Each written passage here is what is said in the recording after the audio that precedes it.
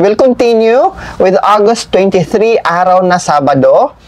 Ang mga masiswerteng oras ay nasa screen nyo na po. Si horse ang kailangan mag-ingat, ang south na direksyon ang kailangan nating iwasan, and medyo marami ang ating mga masiswerteng activity sa araw na ito. Okay?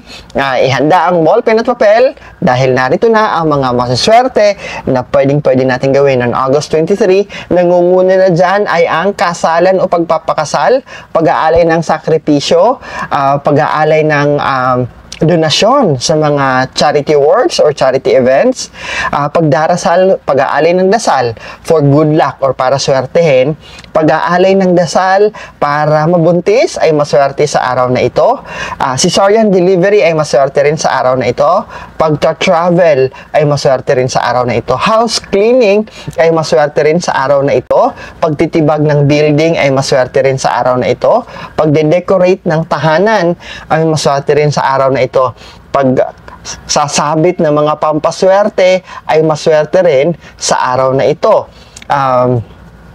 pag-a-adapt ng bata ay maswerte rin sa araw na ito, doing business and trading ay maswerte sa araw na ito, pagbili ng bagong sasakyan ay maswerte sa araw na ito, signing of contract ay maswerte sa araw na ito, pagpaparehistro ng ating mga bagong properties ay maswerte gawin sa araw na ito, residence relocation, paglilipat sa bagong opisina, sa bagong bodega, sa bagong tindahan, at sa bagong tahanan ay maswerte sa araw na ito. Paghahakot ng mga gamit sa bagong lilipatan ay maswerte rin sa araw na ito.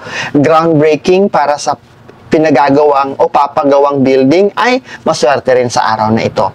Ang kailangan nating iwasan sa araw na ito ay meron tayong nakikitang tatlo ha. Isa na dito ay ang grand opening ng negosyo. Hindi maswerte na gawin natin ang grand opening on August 23. Hindi rin maswerte ang araw na ito na isa-set up natin o i-install natin yung mga bagong billing appliances. At para sa mga fisherman dyan at para sa may mga negosyo na gumagawa ng boat, bangka o di naman kaya barko, hindi maswerte ang araw na ito na gumawa ng barko, mag-manufacture ng bangka o isaayos ang bangka. Humanap tayo ng ibang petsa para dyan.